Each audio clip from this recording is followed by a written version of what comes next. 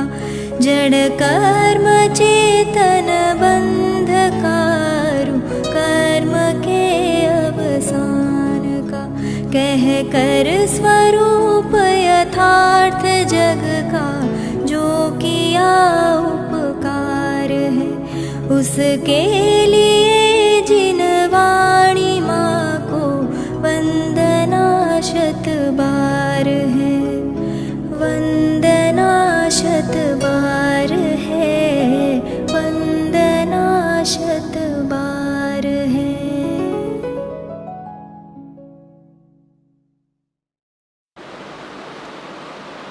ओम नमः सिद्धेभ्यः ओम नमः सिद्धेभ्यः ओम नमः सिद्धेभ्यः। नमो अरहन्ताणं नमो सिद्धाणं नमो आयर्याणं नमो वज्रायाणं नमो लोहे सवसारणं। तीन भुवन में सार वीतराग विज्ञानता शिव स्वरूप शिव का नमः त्रियोग समारके।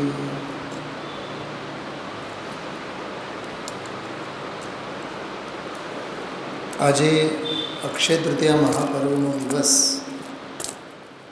છડાળાનો 190 વર્ષ પૂરા થયા। 190 વર્ષ એની પૂર્ણાહુતિમાં આજે આપણે પંડિત દૌલતરામજી અને છડાળા બંને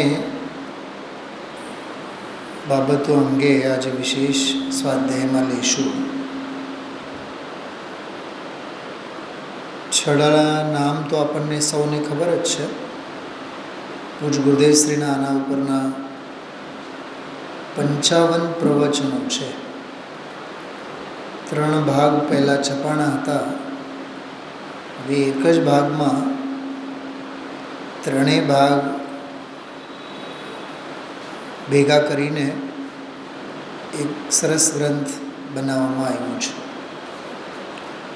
55 પ્રવચન એટલે 2 મહિના પણ નહીં લાગે, 60 દિવસે નહીં પૂરેપૂરા, 55 દિવસમાં જ આપણે સમગ્ર છડાળા ગુરુદેવશ્રીના પ્રવચનો સાથે સમજી શકીએ અને તત્વજ્ઞાન સ્વાધ્યાયના ક્ષેત્રમાં ન્યૂકમર્સ, નવા જે લોકો અભ્યાસના માર્ગે આવતા હોય એમને માટે તો વરદાન રૂપે છે। એ પ્રવચનોના સ્વાધ્યાય ચોક્કસ કરવા જોઈએ, સાંભળવા જોઈએ। પંડિત દૌલતરામજીની આ રચના છે, ગુરુદેવશ્રી તો એને માટે બહુ સરસ શબ્દથી બોલતા કે આ નાનો સમયસાર છે। એવું ન થવું જોઈએ કે મોટો સમયસાર વાંચતા વાંચતા ક્યાંક નાનો સમયસાર વિસરાઈ જાય, ભૂલાઈ જાય, કેમ કે આ નાના સમયસાર સ્વરૂપ ગુરુદેવશ્રી તો એને માટે હજી એમ કહેતા આ તો ગાગરમાં સાગર છે। નાનકડા ગાગરમાં માટલામાં આમ જાણે કે આખો દરિયો ભરી દીધો છે આમાં। એનું કારણ છે કેમ કે 6 ડાળાના 6 ઢાળમાં, 6 અધ્યાય કહો, 6 ઢાળ કહો, 6 ઢાળમાં જ, 6 અધ્યાયમાં જ સમગ્ર મોક્ષ માર્ગ અને મોક્ષની વાત આવી જાય છે। બહુ ટૂંકમાં હું વાત કરું, પછી છડાળા શબ્દની પણ વાત કરીએ। પહેલાં શબ્દની જ વાત કરીએ। યુદ્ધના મેદાને સૈનિકના હાથમાં 2 અસ્ત્ર હોય, તલવાર હોય અને ઢાળ હોય। તલવાર તો બીજાને મારવા માટે કે બીજા ઉપર પ્રહાર કરવા માટે હોય. જૈન દર્શનમાં તો કોઈના ઉપર બીજા ઉપર પ્રહાર કરવાની તો વાત જ નથી. તલવારનું તો કામ જ નથી. હા, ઘણાએ તલવારની ધાર કરતાં પણ ધારદાર કશાયો સેવતા હોય છે. એ તલવારને પણ હારું કહેવડાવે એવા પણ હોય છે. રાજુભાઈ બોલે એટલે સામેવાળાની છાતી કપાઈ જાય સીધી. હા, દિલ દુભાઈ જાય. શું બોલવું શું ના બોલવું કાંઈ એની ભાન નથી. તલવારની ધાર કરતાં પણ સમજે ને ઘસાતું બોલે એ વસ્તુ જુદી છે. પણ મારવા કે બીજાને ઘાત પહોંચાડવું એવું કોઈ કામ જૈન દર્શનમાં અને વસ્તુ સ્વરૂપમાં તો છે નહીં. એટલે કે આત્માર્થી જીવો માટે તો તલવારથી તો કોઈ પ્રયોજન નથી. કેમ કે એ તો પ્રહાર કરવામાં આવે અને અહીંયા તો પરિસહને પણ જીતવાની વાત છે. પ્રહાર કરવાની વાત તો ક્યાં નહીં. હવે બીજી વાત, ઢાળ. જે ગોલાકાર હોય ને ઢાળ હાથમાં, એ બીજાનો પ્રહાર સહેવા માટે હોય છે.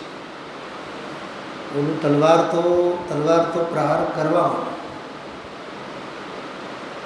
સામેવાળા પણ પ્રહાર કરે ને, એ પ્રહારને પ્રતિકાર કરવા માટે, સહન કરવા માટે, કે એને આપણે એમ કહીએ આત્મ સુરક્ષા માટે, કે બીજાનો પ્રહાર આપણા ઉપર ન આવે કે ન લાગે આપણને એમ.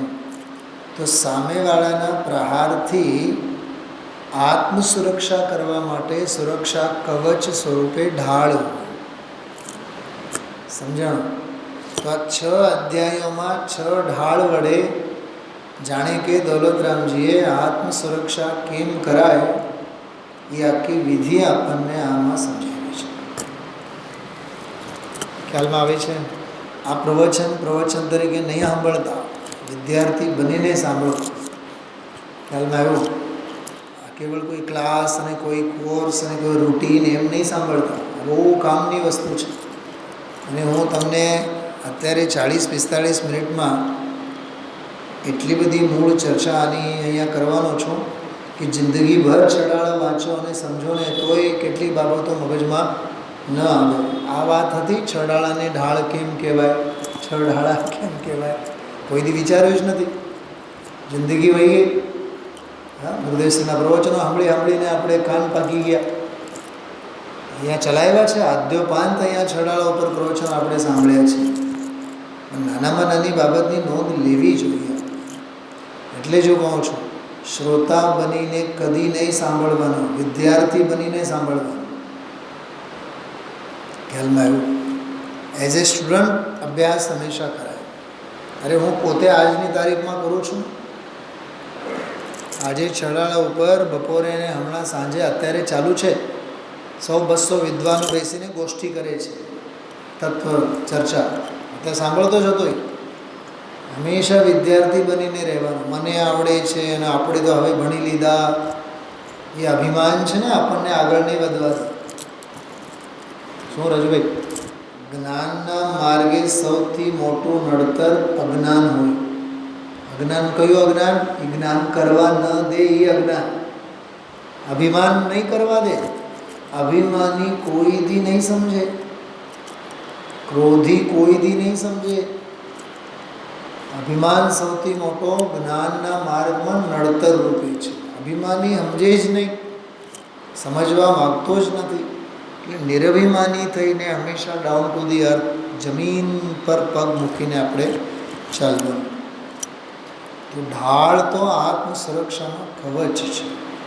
એ તો એને એક ભાવ પક્ષ છે, તલવાર અને ઢાળ.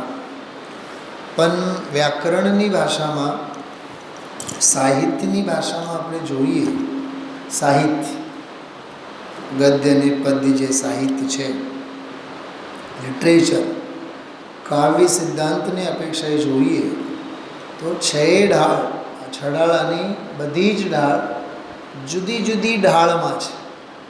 જેમ કે પહેલી ઢાળ છે એ ચોપાઈમાં છે. બીજી છે એ પદ્ધરી નામનો હિન્દી સાહિત્યનો છંદ છે. આપણા આમાંય છે, ગુજરાતીમાં પણ ચાલે.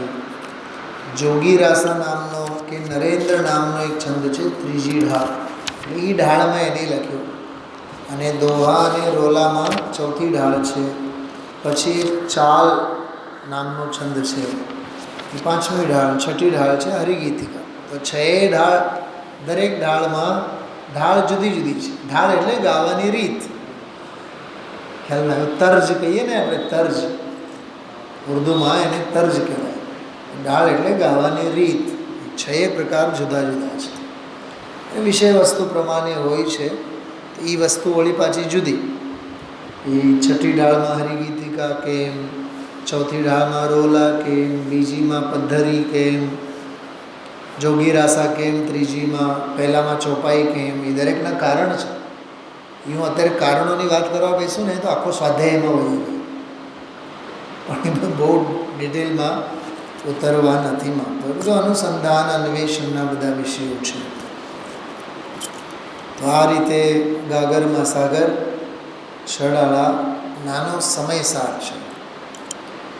છ ઢાળ, 6 અધ્યાયોની 6 ઢાળની હું વિષય વસ્તુની વાત કરું છું. એક વાર જ બોલતો જઈશ, 1 મિનિટ નહીં લાગે.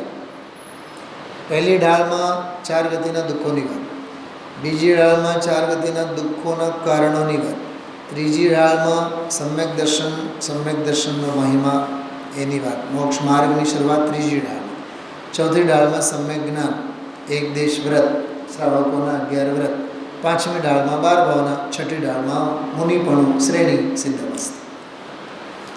30 સેકન્ડે નહીં લાગે.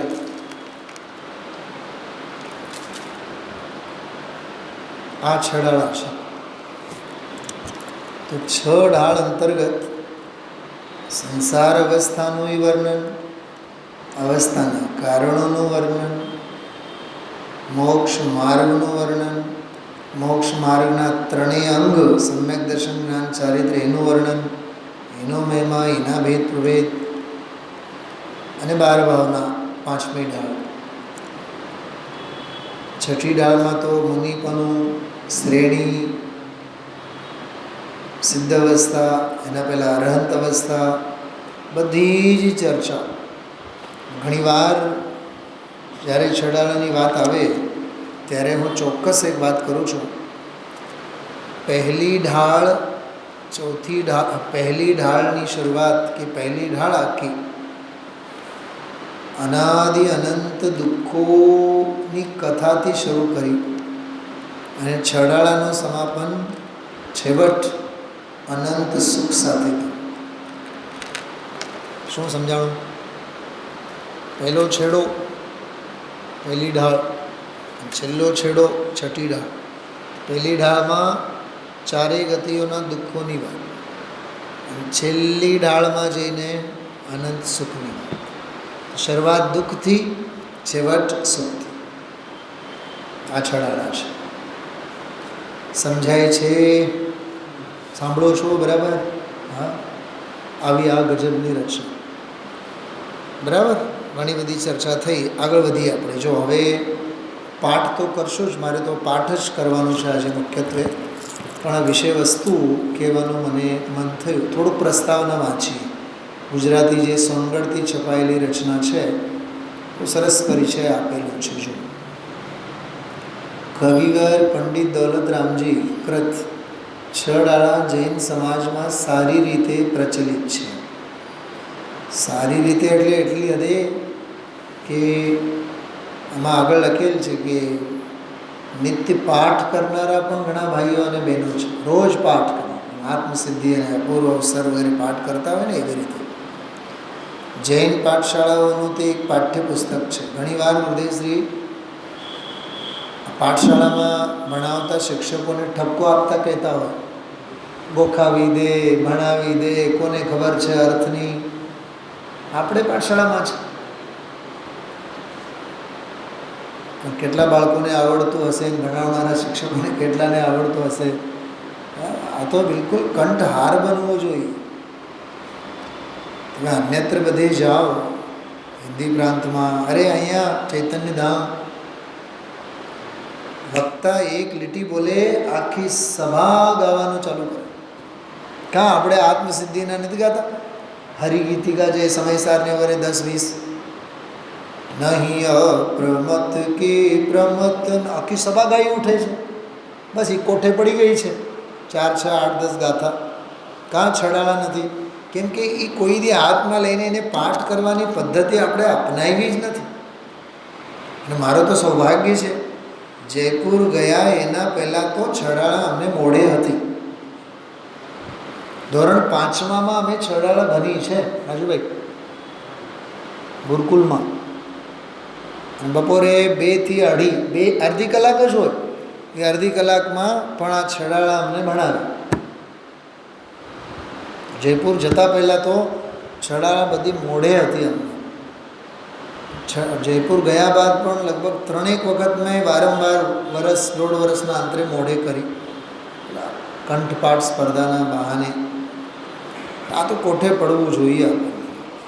જેમાં આત્મસિદ્ધિના દોહરાઓ આપણને મોડે હોય કે ગુરુદેવશ્રીજી વ્યાખ્યાનમાં જુદા જુદા દોહરાઓ કહેતા હોય ને, રજકણ તારા રખડશે, એ કેમ મોડે થઈ ગયા હોય? એમાં મોડે થવું જોઈએ. ઘણા ભાઈ બહેનો તેનો નિત્ય પાઠ કરે છે. અને જો તત્વનું આલોડન જ છે ને, પારાયણ, તત્વનું પારાયણ છે. તમે પહેલી ઢાળથી લઈને છેલ્લી ઢાળ સુધી વધીને 8 થી 10 મિનિટ લાગે એક ઢાળ માટે.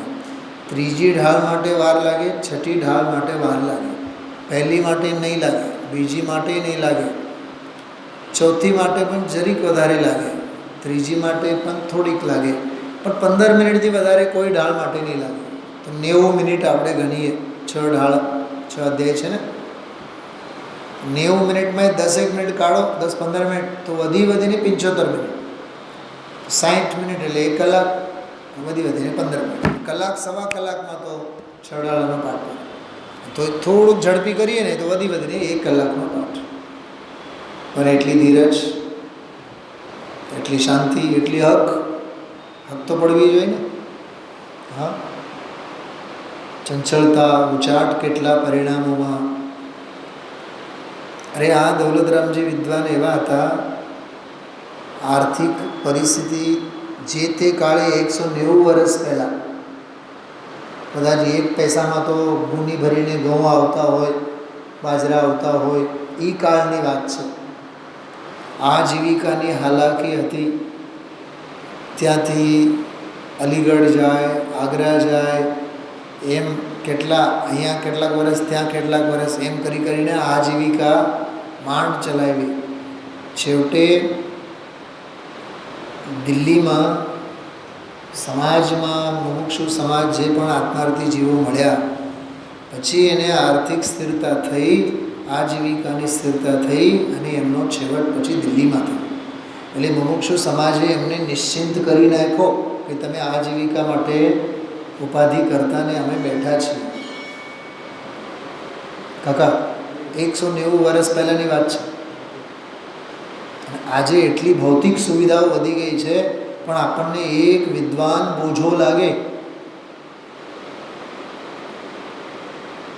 કડવું સચ કહું છું, કટુ સત્ય છે આ. ક્યાં જાય છે વાત્સલ્ય, ક્યાં જાય છે પ્રભાવના?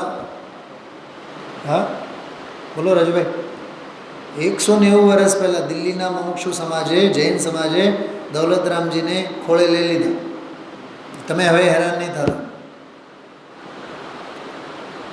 બહુ હાલાકી ભરી જિંદગી છે આ બધા વિદ્વાનોની.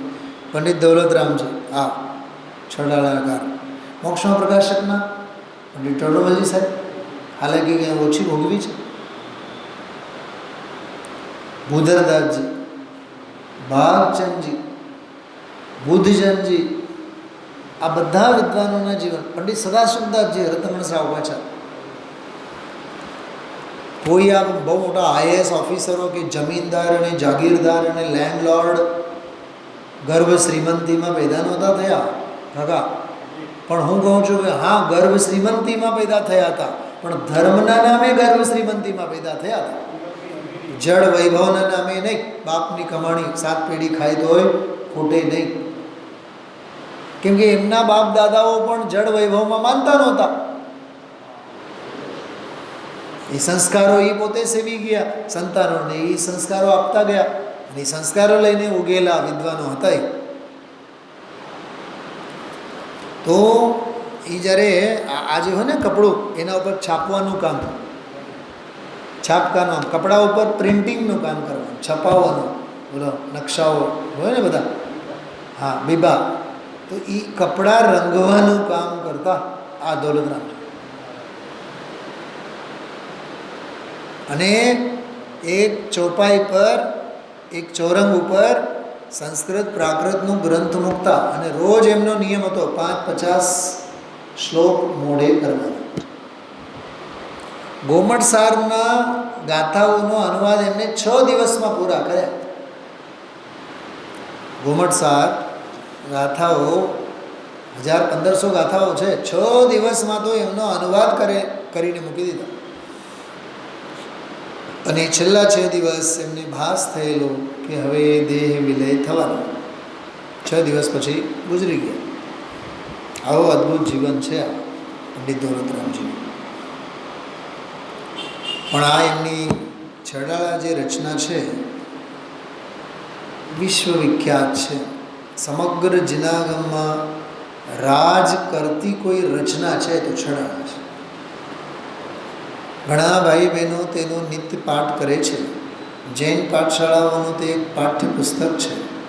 સંવત 1891 વૈશાખ સુદ 30, આખા 30 અક્ષય તૃતીયા, એના તે રોજ ગ્રંથકારે તેની રચના પૂરી કરી હતી, અને આજના દિવસે એની રચના પૂરી થઈ. આ ગ્રંથમાં ધર્મનું સ્વરૂપ ટૂંકામાં સારી રીતે બતાવવામાં આવ્યું છે. સારી રીતે એમાં બધું આવ્યું.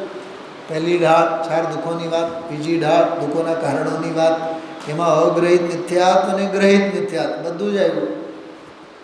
ત્રીજી ઢાળ સમ્યક દર્શન, ચોથી ઢાળ સમ્યક જ્ઞાન, પાંચમી ઢાળ 12 ભાવના, છઠ્ઠી ઢાળ મુનિ જીવન અને શ્રેણી અરહંત અવસ્થા સિદ્ધ, બધું જ આવી ગયું. સાધક દશાએ આવી, સિદ્ધ દશાએ આવી, સંસારના દુઃખો આવ્યા, સિદ્ધોના સુખો પણ આવ્યા. છે ને ગજબની વાત.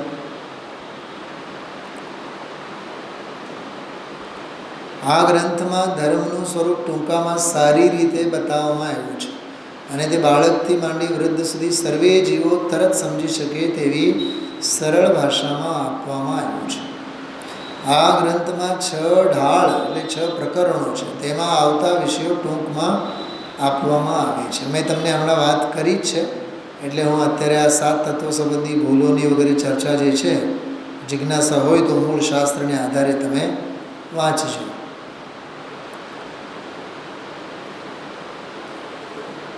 એટલું અદ્ભુત વર્ણન છે કે જેની કોઈ કલ્પના આપણે ન કરી શકીએ. જો આ બધા એના પેટા વિષયો છે, કેટલો વિસ્તાર છે બતાવો. જો બીજા વિષયો પણ આમાં કયા કયા છે, આમાં જે હમણાં મેં પાના ફેરવ્યા ને, એમાં તમને આ બધા વિષય બિંદુઓ પણ ખ્યાલમાં આવે. સૌથી પહેલાં તો જીવને અનાદિથી 7 તત્વો વિશે ભૂલો, એ બીજી ઢાળમાં જ છે. તત્વ સંબંધી અગ્રહિત, તત્વ અગ્રહિત મિથ્યાત્વ સંબંધી સાથે ગ્રહિત મિથ્યાત્વ સંબંધીનું. હવે ઉપરની ભૂલોનું ફળ શું? તો પહેલી ઢાળમાં એના ફલોની વાત છે. 4 ગતિના દુઃખોનું આખું વર્ણન. હવે એ સિવાય ધર્મ પામવાનો સમય, બહુ સરસ વાત છે. જો જીવને ધર્મ પામવાનો મુખ્ય સમય મનુષ્યપણું છે. આજનો પ્રવચન સાંભળો તમે ગુરુદેવશ્રીનો. રાજુભાઈ સાંભળ્યું આજનું પ્રવચન? સાંભળવા જેવું છે યાર, જરાય મિસ કરવા જેવું નથી. બહુ તો એ આમાં જો કહે છે, જીવને ધર્મ પામવાનો મુખ્ય સમય મનુષ્યપણું છે. તેથી જો જીવ ધર્મ સમજવાની શરૂઆત કરે તો તે કાયમને માટે, શરૂઆત તો કરો એમ કહેશ, તો કાયમને માટે દુઃખ ટાળી શકે. પરંતુ મનુષ્ય ભાવમાં પણ કાં તો ધર્મનો યથાર્થ વિચાર કરતો નથી, જો અટકવાના રસ્તા, અગર તો ધર્મને નામે ચાલતી અનેક મિથ્યા માન્યતાઓ, હો હા બહારના શું છે, બહારના બધા હો હા બધા ઉલ્લાસ અને ઉજવણીઓ, મીનાબેન, હા, ધર્મના નામે જ ધર્મ રહી જાય છે બાજુમાં, અંદરનું ગોલન રહી જાય છે, તત્વની દૃષ્ટિ રહી જાય છે, પાંચ ઇન્દ્રિયોના ભબકામાં જિંદગી કાઢી નાખે છે. અગર તો ધર્મને નામે ચાલતી અનેક મિથ્યા માન્યતાઓમાંથી કોઈને કોઈ ખોટી માન્યતાને ગ્રહણ કરે છે, ક્યાંક ને ક્યાંક અટકી પડે છે. અમે તો આમ કરીએ, આ તો અમારી પદ્ધતિ છે, અને કુદેવ કુગુરુ કુશાસ્ત્રમાં તે ફસાઈ જાય છે. આનું તો કેવું શું, આખી દુનિયા જ છે એની પાછળ. અને કુદેવ કુગુરુ કુશાસ્ત્રમાં તે ફસાઈ જાય છે. જો મનુષ્ય ભાવની વાત ચાલે છે, અથવા તો બધા ધર્મો એક છે. જો આ પણ એક ગજબની દૃષ્ટિ. મોદી સાહેબ મસ્જિદ જાય તો મુસલમાનોની વેશભૂષા પહેરે, ચર્ચમાં જાય તો ખ્યાલમાં આવ્યો, બધાને રાજી રાખો. આ પણ એક બહુ વિચિત્ર ગ્રહિત મિથ્યાત્વ છે. આ અમે લોકો જયપુરમાં ભણતા ને ત્યારે પ્રસંગ બન્યો એવો, એક અમારો મિત્ર કહે, મંત્રી એટલે સૌથી મોટા ગ્રહિત મિથ્યાત્વી. કેમ કે બધાને એને રાજી તો રાખવાનું છે. હા, મસ્જિદવાળાએ બોલાવે, મંદિરવાળાએ બોલાવે, અને બધાએ બોલાવે, જવું પડે એને, એની અનુમોદના કરવી પડે. બધા ધર્મો એક છે એમ ઉપલબ્ધ દ્રષ્ટિએ માની લઈને બધાનો સમન્વય કરવા લાગે, અને પોતાની એ ભ્રમણાવાળી બુદ્ધિને વિશાળ બુદ્ધિ માનીને, બોલો, અભિમાન સિવાય, અભિમાન સિવાય શું છે બતાવો? કદી તે જીવ સુદેવ સુગુરુ અને સુશાસ્ત્રનું બાહ્ય સ્વરૂપ સમજે, બાહ્ય સ્વરૂપ, તો પણ પોતાનું ખરું સ્વરૂપ સમજવા જીવ યથાર્થ પ્રયાસ. જો આ બધા મનુષ્ય ભાવના પાખંડો બધા, આજે 5-6 પોઈન્ટ્સ વાંચી ગયા. તેથી તે ફરી ફરીને સંસાર ચક્રમાં રખડી પોતાના મોટામાં મોટો કાળ હેડક્વાર્ટરમાં નિગોદ એકેન્દ્રીયપણામાં જ કાઢે. મિથ્યાત્વનો મોટો મહાપાપ આ તો છે જ. પછી વસ્તુનું સ્વરૂપ એ બધું એમાં આગળ જે આવે છે ને બધી ઢાળોમાં, સમ્યક દૃષ્ટિની ભાવના 5મી ઢાળમાં 12 ભાવનાઓનું વર્ણન, સમ્યક ચારિત્ર મહાવ્રતો 6ઠી ઢાળમાં આવ્યું, પછી દ્રવ્યાર્થિકે નિશ્ચયનું સ્વરૂપ અને તેના આશ્રય થતો શુદ્ધ પર્યાય, જો એ વાત આમાં આવી, એટલે નયોનું પણ બધું નિરૂપણ આવ્યું. અને ત્યારબાદ બીજા કયા વિષયો જો આ પુસ્તકમાં બહિરાત્મા, અંતરાત્મા, પરમાત્મા વગેરે વિષયોનું સ્વરૂપ આપવામાં આવ્યું છે. જો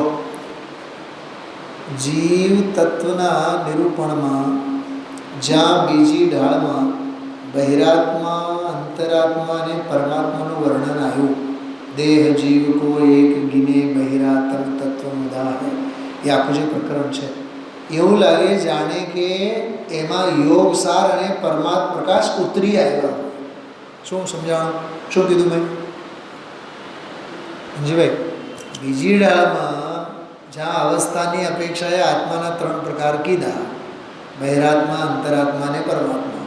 યોગ સારમાં શું છે અને પરમાત્મા પ્રકાશમાં શું છે? બેવ શાસ્ત્રો એમાં ઉતરી આવ્યા છે. સમાધિ શતક પણ એમાં ઉતરી આવ્યું છે. એમ ગ્રંથને ગ્રંથ નખરા આમાં ભરેલા છે, એટલે આને કહેવાય ગાગરમાં સાહેબ. ભગવતી આરાધના ઘણી બધી ગાથાઓ છે.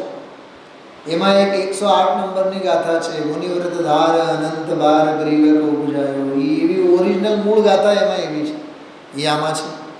કોટી વર્ષ તપ તપે જ્ઞાન વિન કર્મ જરે જે, એ ગાથા જે છડાળામાં શ્લોક છે એ ઓલી ભગવતી આરાધનામાં ગાથા છે.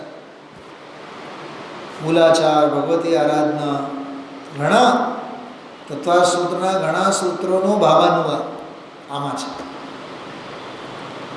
અરે અષ્ટપાહુડમાં જે ભાવ પાહુડ છે, ભાવ પાહુડમાં જે અનંતા દુઃખોનું વર્ણન છે, ભાવભ્રમણનું વર્ણન છે, પરાવર્તનોનું વર્ણન છે. પહેલી ઢાળમાં એ ચારેય ગતિઓનું વર્ણન એ અષ્ટપાઉડના ભાવ પાઉડથી પ્રભાવિત છે. આ ફ્લેવર છે.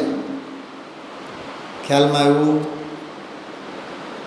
ભૈરાત્મા તે મિથ્યાદૃષ્ટિનું બીજું નામ છે. કેમ કે બહારના સંયોગ વિયોગ શરીર રાગ દેવશાસ ગુરુ આદિથી ખરેખર પોતાને લાભ થાય એમ તે માને છે. જો ગુરુ કુદેવથી તો ખરો જ રાજુભાઈ, પણ દેવશાસ ગુરુ આદિથી પણ પોતાને લાભ થાય એવું માને છે. અંતરાત્મા તે સમ્યક દૃષ્ટિનું બીજું નામ છે. એમ કરીને એનો બધો પ્રકરણ. હવે જો આ એક બહુ સરસ પ્રકરણ છે. પાઠકોને વિનંતી. ચડાળાનો સ્વાધ્યાય જ્યારે કરો ત્યારે કઈ બાબતો ધ્યાનમાં રાખવાની? પાઠકોએ આ પુસ્તકનો સૂક્ષ્મ દ્રષ્ટિથી અભ્યાસ કરવો. કેમ કે સત્શાસ્ત્રનો ધર્મ બુદ્ધિ વડે અભ્યાસ તે સમ્યક દર્શનનું કારણ છે. ધર્મ બુદ્ધિ ત્યાં માન અભિમાન માટે નહીં, અરે જ્ઞાન વધારવા માટે નહીં. નજીભાઈ, જ્ઞાન વધારવા માટે ભણવું એ પરિગ્રહને વધારવા માટે ભણવા જેવું છે. જેમ વાણીઓ વેપારી જઈને પેઢીએ બેસીને પૈસા મેળવે ને, પૈસા રળે, એમ ક્ષયોક્ષમ જ્ઞાન માટે શાસ્ત્રો વાંચવા એ પરિગ્રહની બુદ્ધિ છે. વિશુદ્ધિને વધારવા માટે વાંચો, અને વિશુદ્ધિ વધે, ક્ષયોક્ષમ તો વધે છે.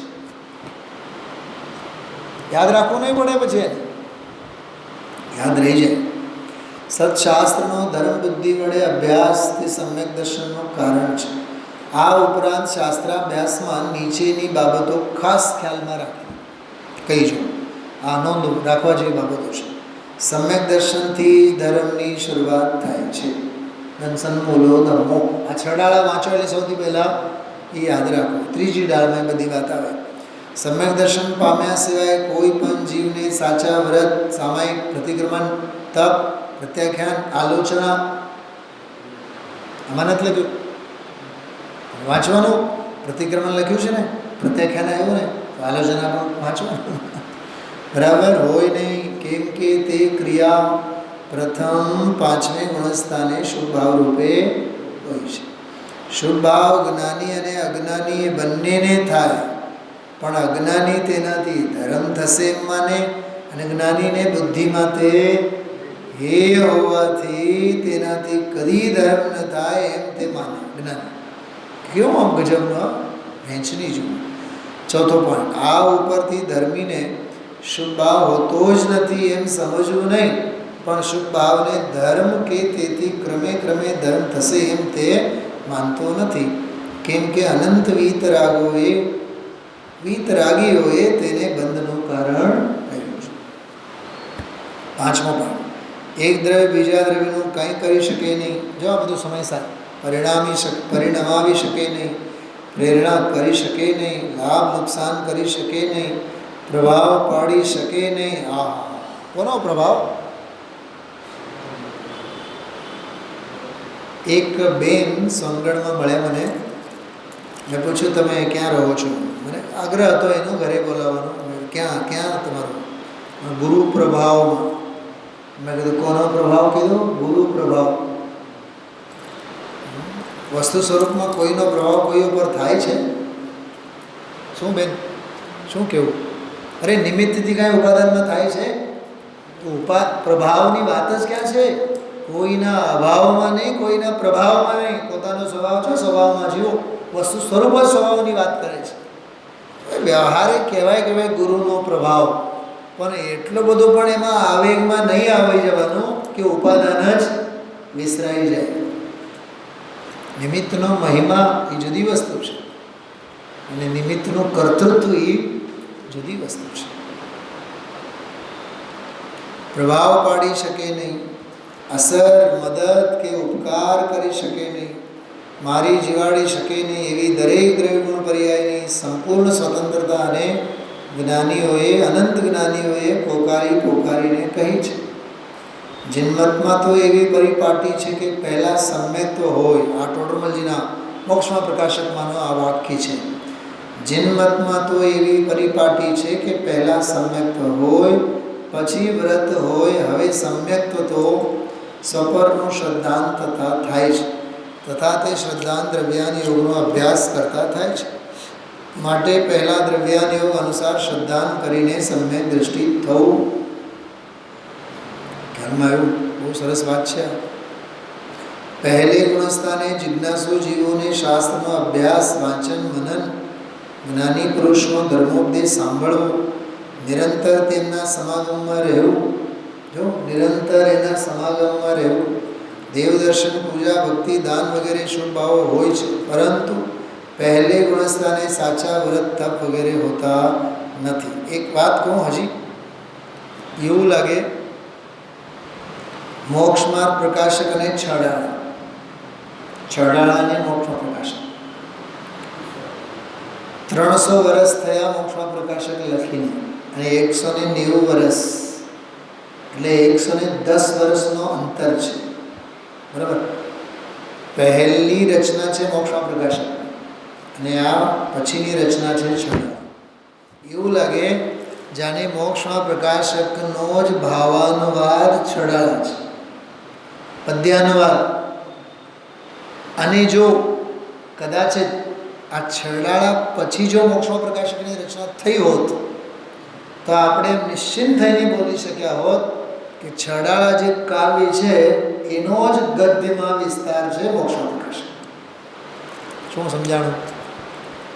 આ કેવળ કોરી વિદ્વત્તાની વાત નથી કરતો.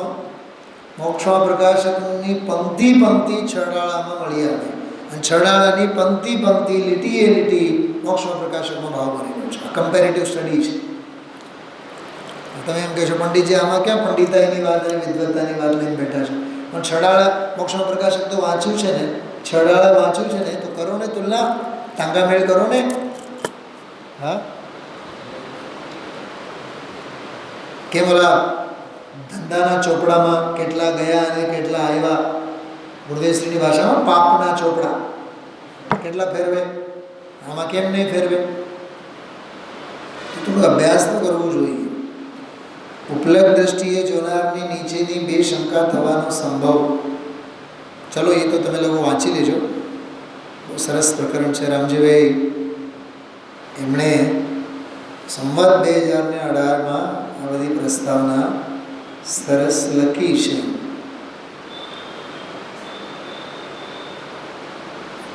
જો પછી આમાં તો પરિચય તો આવ્યો નથી દૌલતરામજીનો, પણ આપણે ટૂંકમાં વાત કરી છે.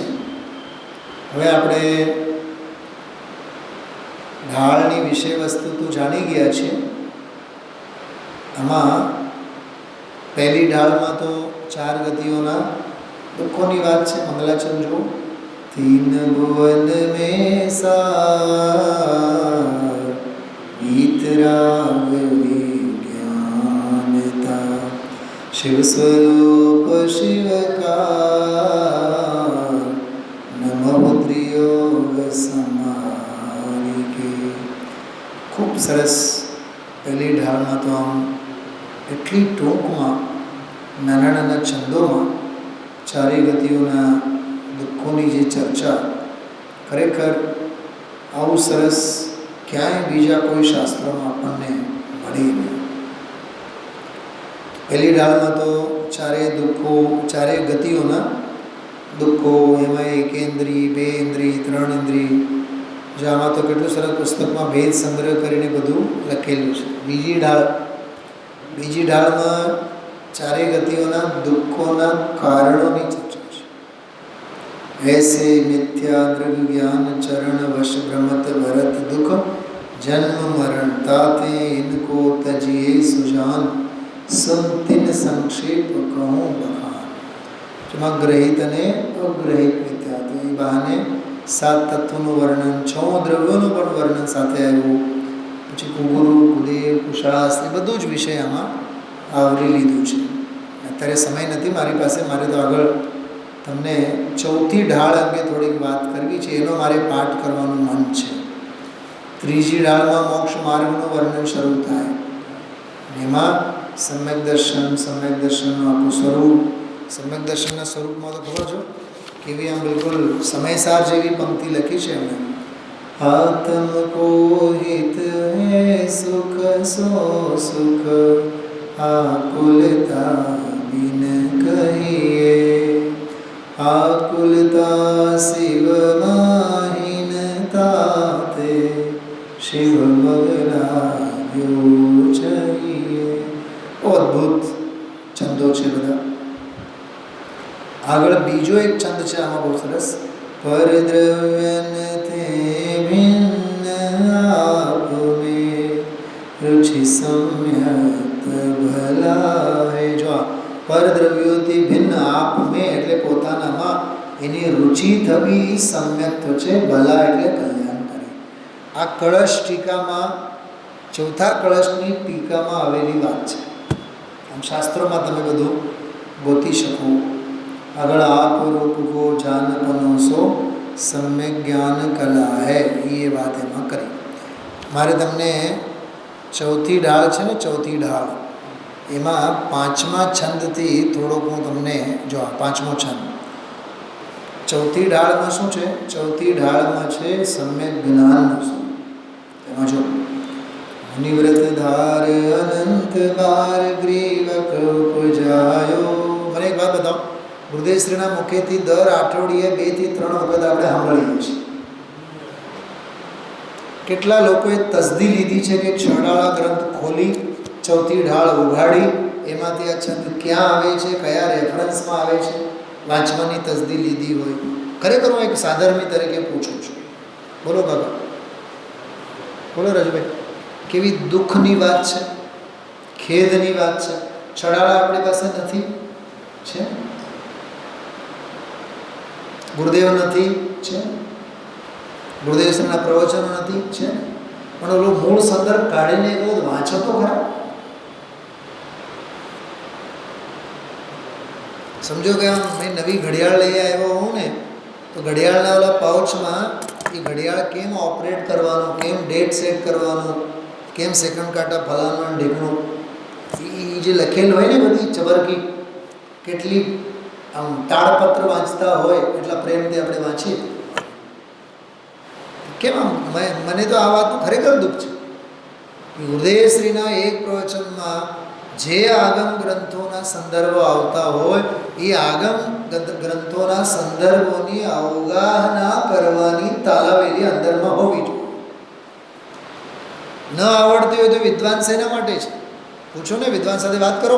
સાહેબ બોલો સંદર્ભ આપ્યો તો ક્યાં ગયો, કોનો હતો, પૂછો તો ખરા. હા, વિદ્વાનોનો સમાગમ શેના માટે છે? આ દૈનિક સ્વાધ્યાયની સભા શેના માટે છે? બતાવો, બોલો સંજયભાઈ. કેવળ શ્રવણ માત્ર એના માટે તો નથી જ ને. અચ્છા, આ રૂટીન સભા તો નથી ને.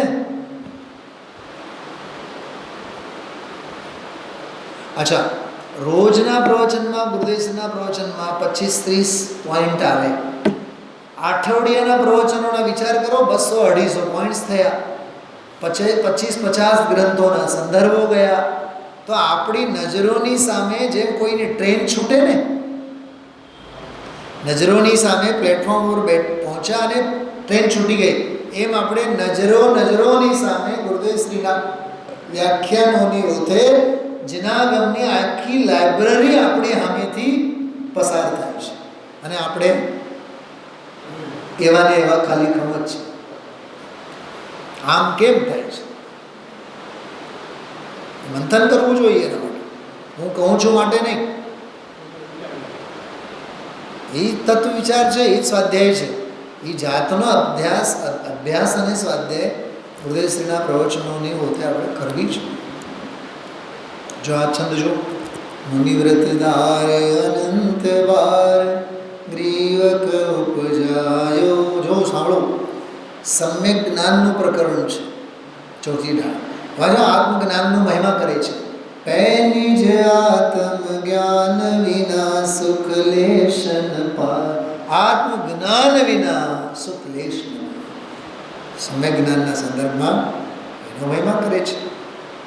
હવે જો તાતે જિનવર કથિત તત અભ્યાસ કરી જે.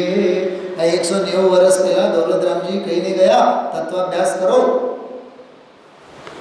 અને આજની તારીખમાં હું કોઈને કહું ને, જયેશભાઈ સ્વાધ્યાયમાં આવતા જાઓ, સૌથી પહેલાં તો એનું દિલ દુભાશે. જયેશભાઈ ખોટું જ લાગશે એને સૌથી પહેલાં. સાહેબ તમે તમારી રીતે કરતા હો તો તમને કોને અધિકાર આપ્યો અમને કહેવા માટે? જય જિનેન્દ્ર સાહેબ, બહુ મોટી ભૂલ થઈ, હવે કોઈ દી તમને સ્વાધ્યાય માટે નહીં ચીંધી.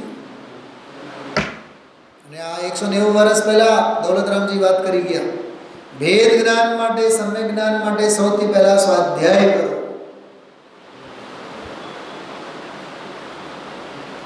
ગુરુદેવશ્રી કહે છે ઘણી વાર, શાસ્ત્રો ખોલે નહીં, કોઈ દી વાંચે નહીં, નિષ્પક્ષ ભાવે જુએ નહીં, વસ્તુનો નિર્ણય નહીં કરે તો ક્યાંથી સમજાય? તાતે જીનવર કથિત તત્વ અભ્યાસ કરીજે, સંશય વિભ્રમ મોહ ત્યાગ આપો લખ લીજે, યહ માનુષ પર્યાય સુકુલ સુનિયોજિનવા. જો આ મનુષ્ય પર્યાય સુકુલ જૈન કુળ અને સુનિઓ જીનવાની, સાંભળવા માટે જીનવાની મળી. મંજુભાઈ, લાઇબ્રેરીની શોભા માટે નહીં. લાઇબ્રેરીની શોભા માટે તો માનસમની પાછળ લાઇબ્રેરીમાં હજારો શાસ્ત્રો ભરેલા છે. આ પાઠશાળાની બિલ્ડિંગ ઉપર જાઓ તમે, 5-10 ટ્રક થઈ જાય એટલા તો શાસ્ત્ર છે. 10 ટ્રક ભરીને કેવળ ઓરડામાં કબાટમાં પુસ્તકો હોવાથી તો કંઈ સંકુલનની શ્રેષ્ઠતા નથી ને. સમજાય છે? શાસ્ત્રોથી મંદિરની શોભા નથી, શાસ્ત્રમાં રુચિ ધરાવનાર શ્રોતાઓથી મંદિરની શોભા છે. લાઇબ્રેરી કોને કહેવાય? બધા હોય કે ડિસ્ટ્રિક્ટ લાઇબ્રેરી છે, 5-50 જણા બેઠા હોય કે નહીં, આખો દિવસ લાઈવ હોય કે નહીં, લાઈવ. હેમ જીનવાણીની સાર્થકતા, સુનિયો જીનવાણી, ઇહ વિધિ ગયે ન મિલે, સુમણી જો દદી સમાની. શું આ ચોથી લીટીનો અર્થ શું છે કાકા? ઇહ વિધિ એટલે શું? આ પ્રકારે જે મળ્યા છે, ગયે ન મિલે, જો હાથમાંથી સરી પડ્યા એટલે ફરીથી ન મળે. કેમ? દાખલો આપ્યો, સુમણી ચિંતામણી રત્ન મળ્યું હોય અને દરિયામાં ફેંકી દઉં, કોઈ દી નસીબમાં મળશે વળી પાછું? અરે દરિયામાં મોજાઓથી ન જાણે ક્યાં જઈને અથડાશે. એટલે પ્રાપ્ત સંયોગનો કેટલો મહિમા કર્યો છે, વિચાર કરો. તમને મહિમા નથી આવતો?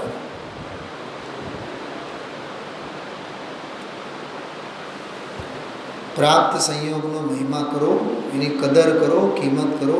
તો જો આ દરિયાનો ચિત્ર હાથમાં મણી લઈને દરિયામાં ફેંકી દીધું, ક્યાં જઈને આથડાશે ને કઈ જગ્યાએ રેતીમાં ભળી જશે કાંઈ નક્કી. ધન સમાજ ગજબાજ રાજ તો કાજ ન આવે. બોલો, કેટલી ગાડીઓ કામ આવે, કેટલા બંગલા કામ આવે, છેવટે તો જ્ઞાનના શરણે આવવું પડે. આજે આવો, અનંતકાળ પછી આવો. ज्ञान आपको रूप भये फिर अचल रहावे, तास ज्ञान को कारण सपर विवेक बखानो. ये सम्यक ज्ञानનું કારણ સપર જ્ઞાન વિજ્ઞાન છે, સપર ભેદ વિજ્ઞાન છે. કોટી ઉપાય બનાય. આ પંક્તિ બહુ ગજબની છે. કરોડો ઉપાય કરવા પડે તો કરો. હું કોરોનાના કાળની વાત કરું. શું કહેવાય એને? ઓક્સિજનના બાટલા માટે. બોલો, ક્યાં ક્યાં ફાફા મારે જીવ?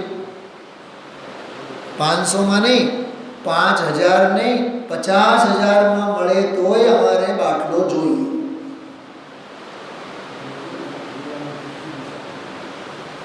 હા, અને હોસ્પિટલે લઈ ગયા એમ્બ્યુલન્સમાં તો અંદર AC room, non AC room, room, ઓરડી, વંડી કાંઈ નહીં. તો એમ્બ્યુલન્સ જ્યાં પાર્ક કર્યા ત્યાં બહાર ને બહાર છોડાવો અને વેન્ટિલેટર ચડાવો. કેમ કે જીવવાની ઝંખના છે.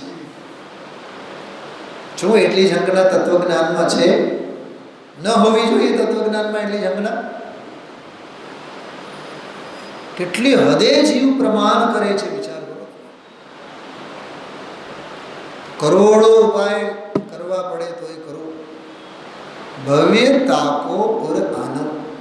दौलतरामजी की कई धन्य घड़ीए આવી સરસ પંક્તિઓ લખી હશે, વિચાર કરો.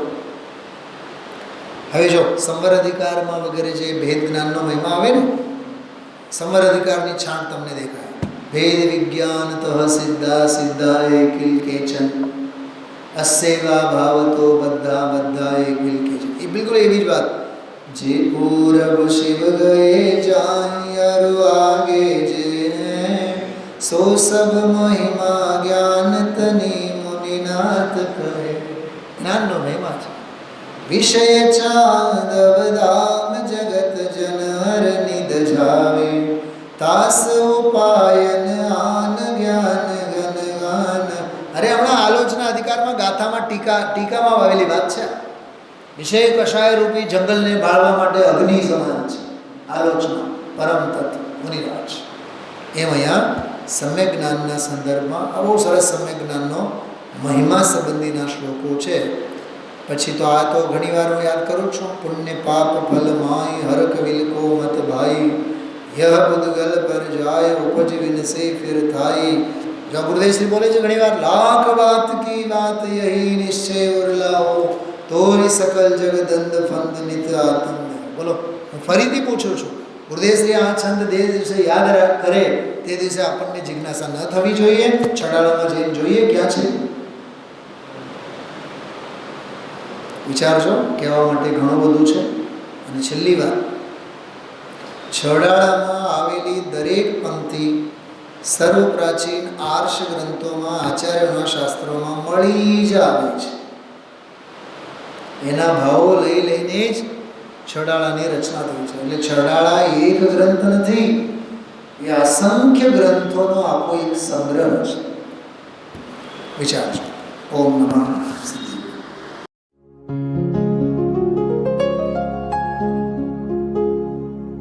निज निधि निज में बताए यह अनंत उपकार है उसके लिए जिन वाणी माँ को वंदना शत बार है, वंदना शत बार है, वंदना शत बार है.